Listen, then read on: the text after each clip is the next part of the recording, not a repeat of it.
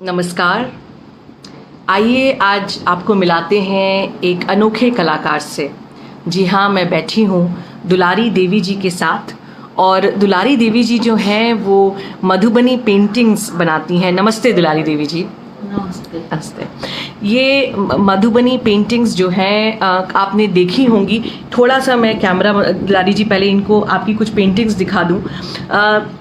Mithila painting भी इन्हें कहते हैं और मधुबनी में है, हम बिहार में, और मधुबनी में बहुत सारी महिलाएं हैं। हमें दुलारी देवी जी ने बताया कि लगभग 5000 महिलाएं यहाँ पर होंगी जो पेंटिंग्स बनाती होंगी। मैंने आज तक इन पेंटिंग्स को केवल कागज़ों पर देखा है, लेकिन आज जब मैं दुलारी देवी जी के घर पर आई तो उनका पूरा कमरा, पूरा घर जो है वो एक्सपेरिमेंटल उन्होंने बना दिया है। और इनके जो बच्चे हैं वो भी काफ़ी सारे, जो नेफ्यूज़ हैं, नीसेज़ हैं, वो सब लोग अलग अलग तरह की मधुबनी पेंटिंग्स करते हैं। तो आइए पहले हम बात करते हैं दुलारी देवी जी के साथ और उसके बाद फिर हम और पेंटिंग्स देखते हैं। तो दुलारी देवी जी, आपने मधुबनी पेंटिंग्स बनाना कैसे शुरू किया? हम जे मैथिलीए हम कहब। हम पहले जे मजदूर के काज करै छलहुँ, हमसब गरीब परिवार से छी, हमसब मलाह छी और भाई के नाम परीक्षण मुखिया है जी। और सब बच्चों सब हमर अछि जी। सिखबै छी, सिखेलहुँ हैं, सिखबै छी जी। अखन अहाँ जे एलहुँ हैं तो बहुत बहुत धन्यवाद। आप मैथिली भाषा बोल रहे हैं, है ना? जी जी जी। तो थोड़ा सा जो ऑडियंस मैथिली नहीं समझता है उनके लिए जल्दी से ट्रांसलेट कर दूं। आपने बताया दुलारी देवी जी ने कि बहुत गरीब परिवार में इनका जन्म हुआ और माता पिता जो है वो चावल की खेती करते थे, ये बात ठीक है? मछुआरा, हम लोग मछुआरा लोग थे। तो मछुआरे से फिर आपको ये पेंटिंग करने का दिमाग में कैसे आया? कैसे आपने सोचा कि चलिए पेंटिंग करते हैं? पहले हम लोग तो देखते थे, सभी जहाँ जहाँ काम करते थे तहाँ जाते थे तो देखते थे। हाँ। वैसे जी कर्पूरी देवी और महासुंदरी देवी के हम लोग का चाची दाई बोलते थे। अच्छा। दाईजी दाई बोलते थे जी। महासुंदरी देवी के दाईजी दाई और कर्पूरी देवी के चाची दाई, तो वही हमको उनके घर में काम करते थे। जो बर्तन वगैरह होता है वो काम करते थे। तो कर्पूरी माँ जी हमको रख लिए अपने पास। उनके वहाँ रहते रहते सभी को देखते थे पेंटिंग बनाते हुए, काम कर लेते थे और सभी को देखते थे।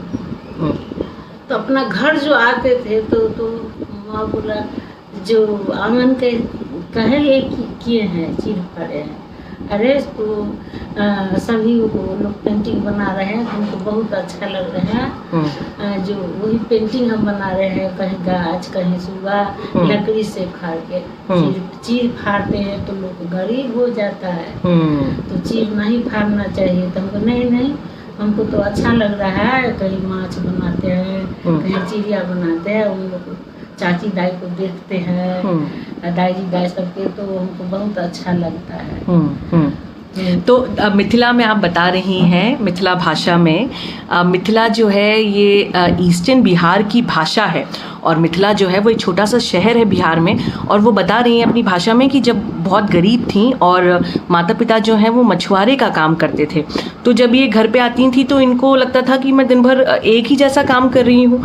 फिर इनके गांव में 2 महिलाएं थीं, एक महासुंदरी देवी जी जो बहुत अच्छी मिथिला पेंटिंग बनाती थीं, तो ये उनके घर पर गईं और फिर धीरे धीरे उनको देखकर ये इंस्पायर हुई पेंटिंग्स बनाने के लिए। लेकिन बता रही हैं कि इतने गरीब थे कि जब घर में आते थे तो कुछ कलर वगैरह पेंटिंग्स नहीं था, तो वो लकड़ी से जो है वो बनाते थे, है ना। और घर वाले बोलते थे कि भाई ये लकड़ी से इस तरीके से चीरा पाटी करोगे तो गरीब हो जाएंगे। लेकिन फिर वहाँ से कैसे आपकी शुरू हुई? मतलब कब आपको ऐसा लगा कि नहीं, मैं एक पूरा आर्टिस्ट बन सकती हूँ? मतलब शुरुआत में कलर भी नहीं थे, कागज़ भी नहीं था, फिर वहाँ से अब आप इतनी बड़ी पेंटर हैं। और जो लोग देख रहे हैं उन्हें मैं बता दूं कि दुलारी देवी जी जो हैं वो इस बार पद्मश्री के लिए भी नॉमिनेटेड हैं। तो वहाँ से आपका सफ़र, फिर कब आपको पहली बार ऐसा लगा कि अब मैं आर्टिस्ट हूँ या अब मैं कलाकार हूँ? जो हासिल आए थे तो कार्ड दिए थे, तो चाची दाई बोला जो कि कार्ड हासिल गवा दे रहे हैं तो लिखना पड़ेगा। तो उस समय हमको एक बेटी हुआ था, छोटा बेटी था 6 महीना का, तो उनके कोरा में लेके हासी गवा के कार्ड लिखे। उसके बाद जो ऐसे करते करते सभी को देखते थे, कोई आते थे, किसी को बोलते थे जो अरे हमारे में कच दो, हमारे कागज में बना भर दो जी। तो सभी को कागज में हम भर देते थे, तो वो लोग पैसा देते थे। तो शुरुआत में आपको एक पेंटिंग के लिए दुलारी देवी जी कितना पैसा मिलता था? पहले सबसे शुरू में सबसे पहले जो हासी गवा आए तो 40 रुपया में ले गए थे। अच्छा एक पेंटिंग जी। और अब आपको जैसे ये एक बड़ी पेंटिंग मेरे सामने है, इसको कहते हैं जयमाला। ये पूरी एक शादी का पिक्चर जो है आप देखिएगा डिपिक्टेड है, और ये जयमाला चल रही है, और ये एक बड़ी लंबी सी बड़ी खूबसूरत सी पेंटिंग है। तो ये एक पेंटिंग बनाने में लगभग कितना समय लगा होगा, और आज यदि इस पेंटिंग को आप मार्केट में बेचेंगे तो इसका लगभग कितना पैसा मिल जाएगा आपको? पैसा जो विदेशी ले जाते थे, आते थे घर पे, हमारे घर पे, तो अच्छा पैसा देते थे। और इम्हर का जो आते थे तो कम पैसा देते थे, वो भी मैं बेच लेते थे। हाँ, इसलिए तो घर चलाना है ना जी। इसीलिए अभी को टाइम जो हमको पद्मश्री का घोषणा हुआ है, तो अभी का दूसरी महल हो गए हैं। जो बच्चे लोग को हम सिखाए थे, तो बच्चे लोग फोन किए, अरे आपको तो पद्मश्री मिल रहा है जी, बहुत खुशी मिल रहा है जी। जो बच्चे लोग को फोन करके बोलते हैं, बच्चे लोग को सिखाना हमको बहुत अच्छा लगता है जी। तो ये मिथिला पेंटिंग की शुरुआत कैसे हुई? यहाँ पे मैंने देखा कि लोगों के यहाँ अलग अलग, जैसे आपके भी घर पे मिथिला पेंटिंग्स बनी हुई हैं, यहाँ पे मधुबनी में मैं जब आई अलग अलग घरों पर पेंटिंग्स बनी हुई हैं। तो ये पेंटिंग्स की शुरुआत कैसे हुई, इसका थोड़ा इतिहास बताएंगे जी? हमको कर्पूरी माँ जी थे। हाँ, तो उन लोगों को जो पहले घर से नहीं निकलते थे जी, बड़े घर का कैसे निकलेंगे, तो उन लोग अपना घर से आदमी सबसे छिपा छिपा के लिखते थे, बोलते थे 50 पैसा में हम लोग पहली बार लिखे थे। चाची दाई बोले थे। अच्छा, तो पता है जी। जो पहले तो बहुत ये था, कोई आए तो अरे कोई क्या है मिलने के लिए, तो लोग पता नहीं था कला क्या है। ऐसे करके कोई विदेशी आए, कोई दिल्ली से आए थे, तो लोग अपन 1-2 पेपर दिए कर्पूरी माँ जी को, चाची दाई को, महासमुद देव को, जेठानी छोटानी थे, दोनों पेपर पर बनाए, तो उन लोग को 50 पैसा करके दिए थे। तो ये उस समय में हम लोग को नहीं पता था जी। पर ये पेंटिंग्स जो है वो महिलाएं ही बनाती हैं ज़्यादातर, आज भी? नहीं, अब पहले तो बोलते थे महिला ही बनाएंगे। हाँ, पुरुष नहीं बनाएंगे। अब पुरुष भी बनाते हैं? भी बनाते हैं जी। सब पुरुष महिला सब मिल के बनाते जी। तो सरकार से आपको क्या मदद मिलती है? यहाँ पे जो कलाकार हैं इतने सारे, उनको सरकार की तरफ से क्या मदद मिलती है? या आपको यदि अपनी पेंटिंग्स बेचना होता है तो क्या कुछ सरकारी संस्थाएं हैं जिनको आप बेच सकते हैं? नहीं, जैसे बिहार म्यूजियम है पटना में, तो बिहार म्यूजियम को जो काम हुआ था तो हमको दिए थे। बहुत मैंने 14 कलाकार थे जी, सब अलग अलग का कला का, तो उसमें काम किए, तो हमको दिए। कमला पूजा को बनाए, तो हमको घर नहीं था, तो वही पैसा से हम घर बनाए। मदद हमको सरकार की तरफ से मिले हैं जी। जैसे हम लोग का अशोक सर है पटना में, तो वो भी कलाकार लोग के मदद करते हैं। मधुबनी पेंटिंग पर बहुत काम किए हैं जी। जैसे एडी साहब है मधुबनी का, वो भी एक दिन मिलने गए थे, तो क्या कर रहे हैं, तो सर नहीं ऐसे बैठे हैं, नहीं ट्रेनिंग, तो सरकार की तरफ से ट्रेनिंग भी मिलता है, तो वो भी करते हैं जी। एडी साहब जो मधुबनी का है, जो भी प्रोग्राम करे, जैसे कलेक्टर साहब, एडी साहब है, सब प्रोग्राम करते हैं, तो सभी को बुलाते हैं जी। सभी कलाकार जाते हैं, हम ही नहीं, सभी कलाकार जाते हैं।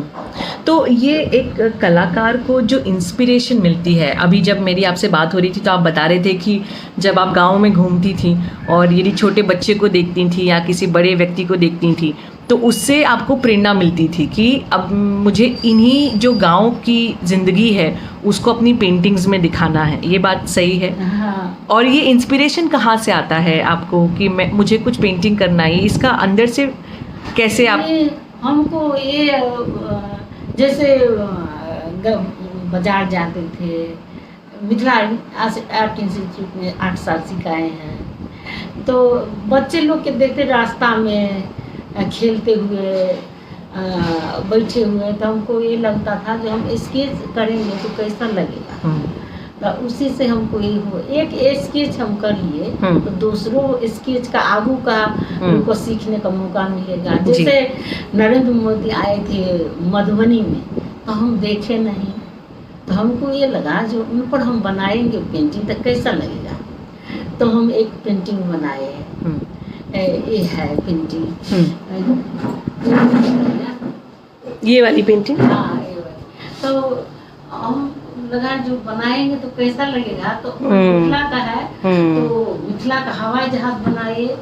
अब बच्चे लोग देख रहे हैं, दौड़ रहे हैं, मछली मार रहे हैं, नाव चला रहे हैं, तो अच्छा लगेगा जी। उनको देखिए, उनको नहीं जी तो जी। ये चीज तो हमको बहुत अच्छा लगे। गांव समाज में कैसे लोग एक औरत के दुख देते हैं, अच्छे से नहीं रखते हैं।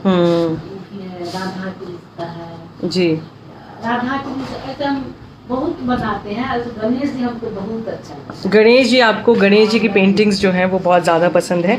और देखिएगा कि किस तरह से पेंटिंग्स में गांव के जो दृश्य हैं अलग अलग, उन सबको जो है वो दुलारी देवी जी अपनी पेंटिंग्स में दिखाती हैं। लेकिन उन्हें गणेश जी बहुत पसंद है और बता रही थी कि गणेश जी की बहुत सारी पेंटिंग्स जो हैं वो उन्होंने लोगों को बना बना के जो है वो पेंटिंग्स दी हैं। एक चीज़ और ध्यान दीजिएगा कि जो मिथिला से इंस्पायर्ड पेंटिंग्स होती हैं, मधुबनी पेंटिंग्स होती हैं, इनमें ज्योमेट्रिकल शेप्स का काफ़ी एक इम्पॉर्टेंस होता है। जैसे आप देखेंगे इस पेंटिंग में कि काफ़ी सारे सर्कल्स जो हैं आपको दिखाई देंगे। जब कभी आप मधुबनी पेंटिंग को देखते हैं तो आपको अलग से समझ में आ जाता है कि ये एक मधुबनी पेंटिंग है। इसके स्टाइल, इसके काफ़ी strong bold usage of colours. इसको आपने ब्रश से बनाया है या उंगलियों से बनाया है? कैसे बनाते हैं ये पेंटिंग्स? कलम से बनाते हैं। कलम से? इसकी कोई अलग तरह की स्पेशल कलम होती है जिससे आप बनाते हैं? नहीं, नीब होता है उससे। हाँ। और कलभास से, ब्रश से बनाते हैं। अच्छा अच्छा, ये देखिएगा वो बता रही हैं कि इसके लिए अलग अलग से कलम होती हैं जिनसे ये अलग अलग पेंटिंग्स जो हैं वो बनाई जाती हैं। तो आज के समय में जो लड़कियां या बच्चे यहाँ पर सीखना चाहते हैं वो कहाँ पे जाके ये पेंटिंग्स बनाना सीखते हैं? जहाँ भी ट्रेनिंग होता है वहाँ भी सीखते हैं। जैसे हमको बोलता है जो हमको सिखा दो तो आप भी सिखाते हैं? हम भी सिखाते हैं जी जी जी। तो ये महिलाओं का समाचार पत्र है और अलग अलग महिलाओं को जो है उनकी कहानी, उनकी स्टोरी, उनके स्ट्रगल्स हम लोगों तक पहुंचाने की कोशिश कर रहे हैं। तो दुलारी देवी जी, जो लोग आपको सुन रहे हैं उन तक आप क्या संदेश पहुंचाना चाहेंगी? अगली जनरेशन को या लोगों तक एक कलाकार के दिल से क्या संदेश है? हम ये दे रहे हैं संदेश, जो कला को बचा के रखेंगे, कला को अपना महत्वपूर्ण बुझेंगे, अपना जो है कला जो सीखेंगे, जो परंपरा का चीज़ है वो नहीं बिसरना चाहिए जी, वो को बचा के रखना चाहिए जी। तो संदेश हम देते हैं जी। तो दुलारी देवी जी से आज हम मिले और उन्होंने कहा कि कला को बचा के रखना पड़ेगा। बहुत बहुत धन्यवाद इतना समय देने के लिए। अभी भी दुलारी देवी जी से हम मिलने आए तो वो लिख रही थी, तो उन्होंने कहा मैं रोज़ सुबह 4 बजे उठ जाती हूँ और लिखना शुरू कर देती हूँ, लेकिन उसके बाद भी आपने समय निकाला और हमसे बात करी, इसके लिए बहुत बहुत धन्यवाद। धन्यवाद।